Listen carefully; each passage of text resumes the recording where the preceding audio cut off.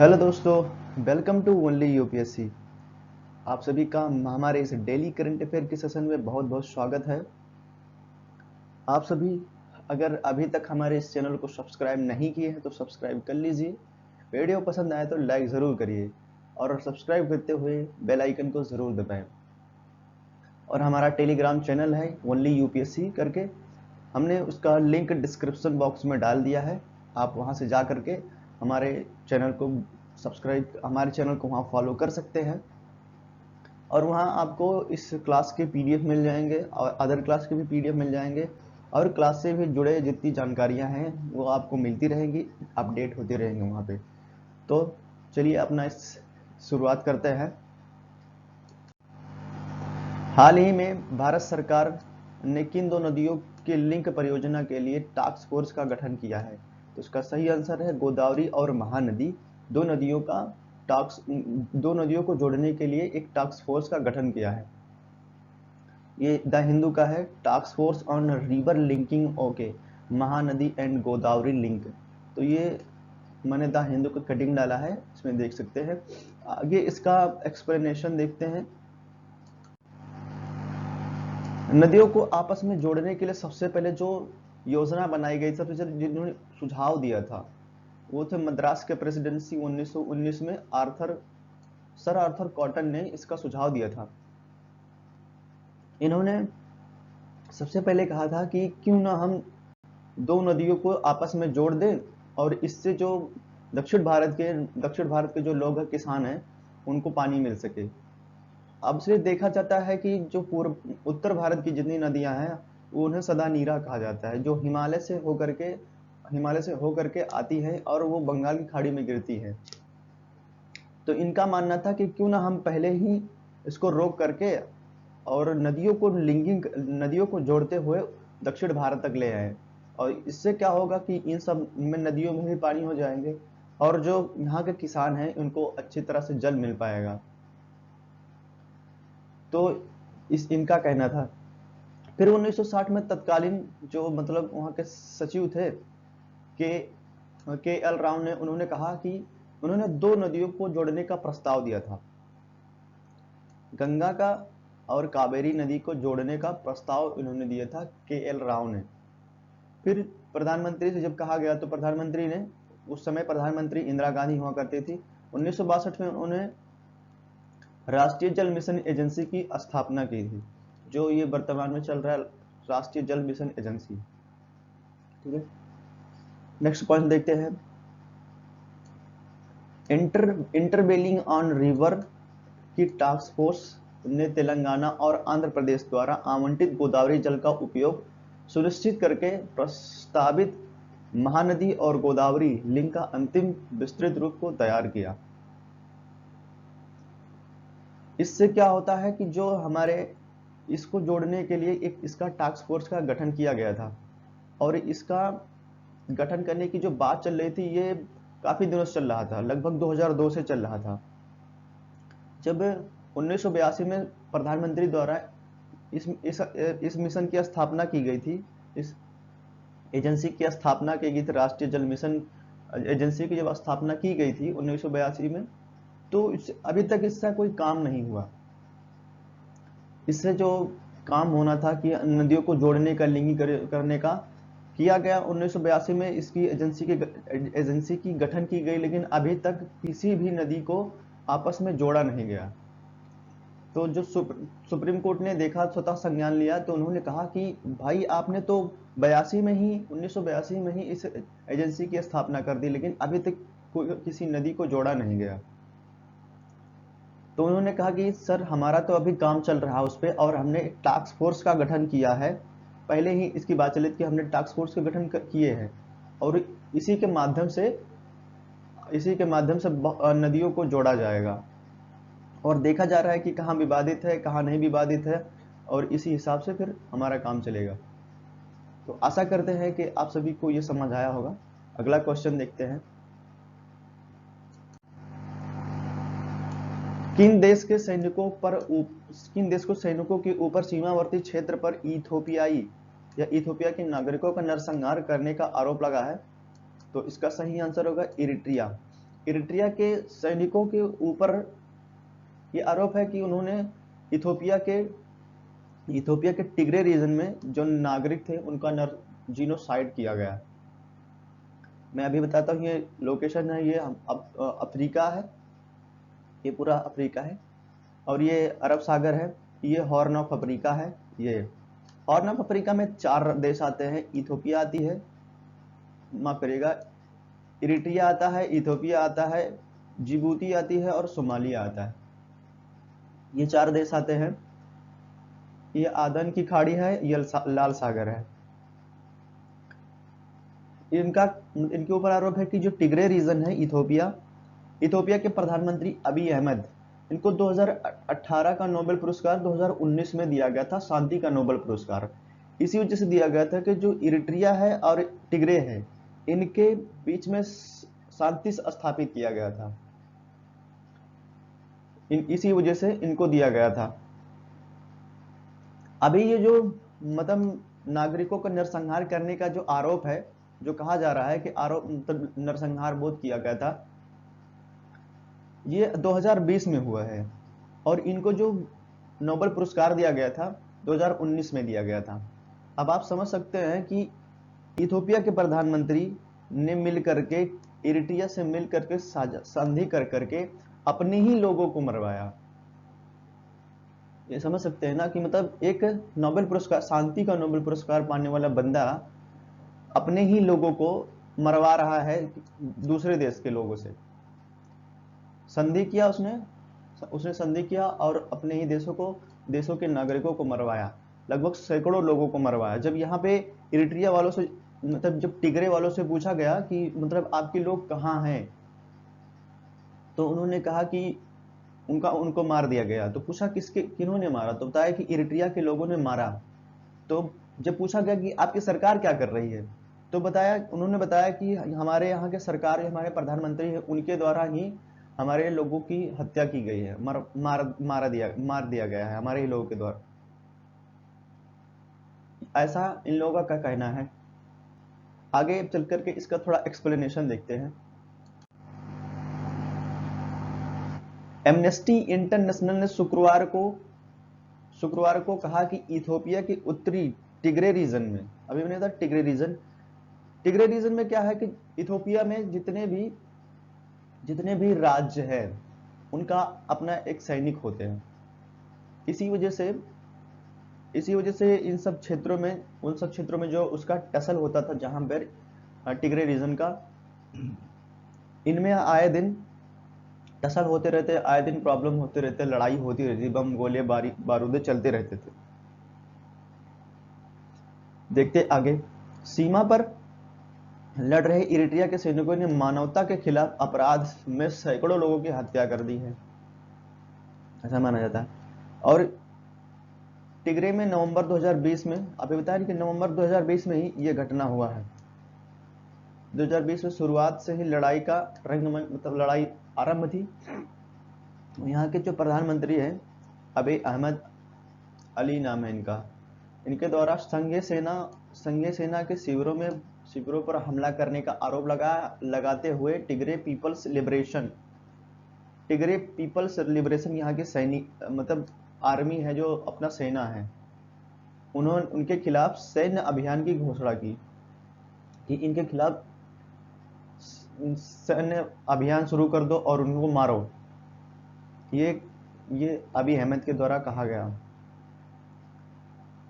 तो आशा करते हैं कि आप सभी को समझ आया होगा। अगर कोई गलती हुई है तो उसके लिए माफी चाहते हैं। हाल ही में सीता नदी उदंती टाइगर रिजर्व खबरों में था। यह किस देश से संबंधित है, तो इसका सही आंसर होगा छत्तीसगढ़ से यह संबंधित है। छत्तीसगढ़ में अभी खबरों में इस वजह से आया कि यहाँ के जो यहाँ पे आप देख सकते हैं उदंती है और ये सीता नाडी है, जिसे सीता नदी कहा जाता है, सीता नाडी या सीता नदी। खबरों में इस वजह से आया कि यहाँ के जो जनजाति हैं, जो ट्राइबल्स हैं, इनका मानना है कि हमें भी जो वन अधिकार है उसे दिया जाए, और जो वन अधिकार है उसको उनको दिया जाए। और ये टाइगर रिजर्व होने की वजह से एक कोर एरिया है जहाँ पे जनजाति रहते हैं, तो कहते हैं कि हमें इसका अधिकार दिया जाए। इसी का विरोध करते हुए ये खबरों में आया है। ये जो छत्तीसगढ़ है अपना जो सीमा साझा करता है राज्यों से, यहाँ पे करता है झारखंड से, यहाँ उड़ीसा से करता है, यहाँ आंध्र प्रदेश से करता है, यहाँ महाराष्ट्र से करता है और यहाँ मध्य प्रदेश से करता है। इन 5 राज्यों से अपना सीमा साझा करता है। आगे चल के इसका एक्सप्लेनेशन भी देखते हैं।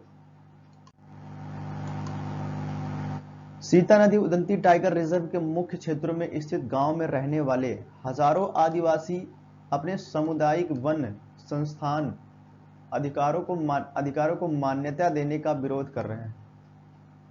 समझ रहे हैं कि जो आदिवासी जहां रहते थे वो एक कोर एरिया आता था, तो उसको वन अधिकार में मान्यता दे दिया जाता है कि इस एरिया में अब कोई नहीं आएगा, कोई वहां गतिविधियां नहीं होंगी और कोई ऐसा काम नहीं किया जाएगा जिससे वहां के जानवरों को प्रॉब्लम हो या ऐसा प्रदूषण हो, क्योंकि प्रदूषण होने की वजह से भी कई जानवर चले जाते हैं, कई जानवर की मृत्यु हो जाती है। तो ये वो एक कोर एरिया में आ रहा था जहां ये समुदाय स्थित रहते थे, जहां समुदाय रहते थे, जहां आदिवासी रहा करते थे। तो जब इसको वन अधिकार अधिनियम में डाला जा रहा है तो इसका ये लोग विरोध कर रहे हैं कि नहीं, ऐसा नहीं कर सकते, हमको इसका अधिकार दिया जाए। लेकिन इस नियम में ये भी है कि जो वहाँ के जो चंदन की लकड़ियाँ होती हैं इंपॉर्टेंट, तेंदुआ पत्ता होता है और भी जो चीजें होती हैं उपयोगी, उसका उपयोग करके वो बेच सकते हैं, अपना उससे व्यापार कर सकते हैं। ये उस कोर एरिया में कहा गया है। इसे मतलब जो अधिनियम है वन संरक्षण अधिनियम, इसमें कहा गया है। ये 2006 में इसको पारित किया गया था, ऐसा माना जा रहा है। लेकिन इनका विरोध लगातार किया जा रहा है। बाघ अभ्यारण्य एक कोर और बफर रणनीति पर गठित कर रहे हैं। मुख्य क्षेत्रों को एक राष्ट्रीय उद्यान और अभ्यारण्य की कानूनी स्थिति प्राप्त है। जो मुख्य क्षेत्र है उसको उद्यान और अभ्यारण्य की कानूनी स्थिति प्राप्त है कि इससे प्रॉब्लम ना हो जानवरों को। जबकि बफर या परिधि क्षेत्र व गैर वन भूमि का मिश्रण किया गया है। जो बफर क्षेत्र और परिधि है वो वन है और गैर वन दोनों में है, दोनों में आता है। इन दोनों का मिश्रण भूमि माना जाता है, जिन्हें एक बहुउपयोगी क्षेत्र के रूप में भी प्रतिबंधित किया गया। कि मतलब बहुउपयोगी कुछ भी यहाँ उपयोग किया जा सकता है। वहाँ के जो बताया ना कि अभी जो लकड़ियाँ हैं वो ले सकते हैं वहाँ से, उसका व्यापार, कुछ लकड़ियों का व्यापार कर सकते हैं। तेंदु पत्ता है, शीशम है और कुछ ऐसे बहुत सारी चीजें होती हैं जहाँ से वो उनका व्यापार किया जा सकता है, वहाँ से उनका वो अपना चला सकते हैं। तो आशा करते हैं कि ये सब भी थोड़ा आपको समझ आया होगा। आगे देखते हैं। दूसरे खेलो इंडिया नेशनल विंटर गेम्स का आयोजन कहाँ हो रहा है?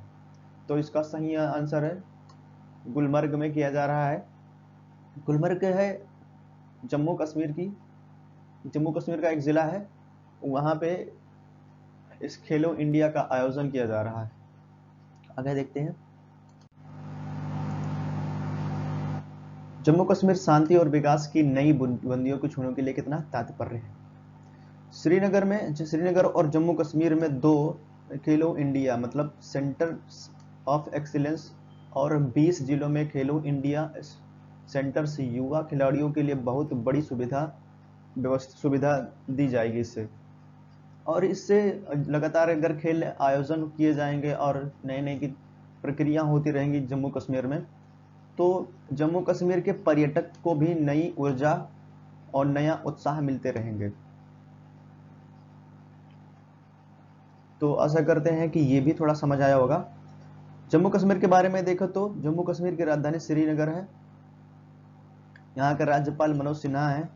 लोकसभा सीटें 5 है, राज्यसभा सीटें 4 है। राष्ट्रीय उद्यान यहाँ पे सिटी फॉरेस्ट है जिसे सलीम अली कहा जाता है, दाचिगम है और हेमिस है और किश्तवाड़ है। आगे देखते हैं। हाल ही में बिहार के किस जिले में उद्यान महोत्सव 2021 का आयोजन किया जा रहा है? तो इसका सही आंसर है पटना में इसका आयोजन किया जा रहा है। यह है 25 से 28 फरवरी तक इसका आयोजन किया जाएगा पटना में। आगे देखते हैं। बिहार सरकार राष्ट्रीय उद्यान निदेशालय कृषि विभाग ने उद्यान महोत्सव या सह प्रतियोगिता 2020 के लिए ऑनलाइन पंजीकरण शुरू कर दी है। राज्य के इच्छुक सैनिकों के लिए किसान भाइयों से अनुरोध है कि इस प्रतियोगिता में अधिक से अधिक संख्या में भाग लें। ये किसानों के लिए इस उद्यान की शुरुआत की जा रही है, इस महोत्सव का शुरुआत किया जा रहा है कि जो किसान हैं वो भाग लेंगे और अपना जो सब्जी है और वे जो खेती करते हैं उन सब के बारे में विवरण देंगे और उन सब का स्टॉल लगाएंगे वहां पे, इसका पंजीकरण कराएंगे और उसमें भाग लेंगे। बिहार के सरकार के बारे में देखें तो राज्यपाल जो हैं फागू चौहान जी हैं, यहाँ पे नीतीश कुमार जी हैं चीफ मिनिस्टर। लोकसभा सीटें 40 और राज्यसभा सीटें 16 हैं। आगे देखते हैं अगला क्वेश्चन। हाल ही में बांग्लादेश ने मीरपुर हॉल ऑफ फेम में किस भारतीय सेना प्रमुख को शामिल किया? तो उसका सही आंसर होगा वायुसेना। हमारे RS भदौरिया जी हैं, राकेश कुमार यहाँ पे लिखा है, राकेश कुमार सिंह भदौरिया को इसमें शामिल किया गया है। आगे देखता हूँ एक्सप्लेनेशन थोड़ा। 4 दिवसीय यात्रा पर ढाका पहुंचे भारतीय वायुसेना प्रमुख राकेश कुमार सिंह भदौरिया। बांग्लादेश एयरफोर्स ने उनका विशेष स्वागत किया और बांग्लादेश के जो defence services command and staff college है वहां के एयर चीफ मार्शल भदौरिया को मीरपुर हॉल ऑफ फेम में शामिल किया। भदौरिया ने 1997 से 98 में मीरपुर में इस कॉलेज से 18वें एयरफोर्स कोर्स में हिस्सा लिया था। इसी के अपेक्षा में इनको इसे सम्मानित किया गया और इनको इसमें शामिल किया गया। तो आशा करते हैं कि आप सभी को यह भी पसंद आया होगा। आगे देखता हूं। हाल ही में पंजाब राज्य सरकार द्वारा किस मिशन की शुरुआत की गई है? तो इसका सही आंसर होगा लाल लकीर मिशन की शुरुआत की गई है। लाल लकीर मिशन है small and marginal farmers will get property rights of land in their position for long. मतलब ये लैंड से भूमि को लेकर के है कि भूमि को लेकर के इस मिशन की शुरुआत की गई है। आगे देखते हैं। पंजाब मंत्रिमंडल मिशन के कार्यान्वयन को मंजूरी दी गई है और लाल लकीर संपदा अधिकारों विमुद्रीकरण करने क्षेत्रों को सुविधाजनक बनाने और राज्य भर में सभी गांवों में सरकारी विभागों, संस्थाओं और बैंकों द्वारा प्रदान की लाभ प्राप्त करने के उद्देश्य से इसको मंजूरी मिल गई है। तो आशा करते हैं कि आप सभी को ये सेशन पसंद आया होगा। अगर वीडियो पसंद आया है तो लाइक करिए और ना डिसलाइक भी कर सकते हैं। और हाँ, हमारे चैनल पर जाइए, टेलीग्राम चैनल पर लिंक दे दिया गया है, वहां से जा करके आप PDF को प्राप्त कर सकते हैं। तो बहुत बहुत धन्यवाद। Thank you so much watch this video.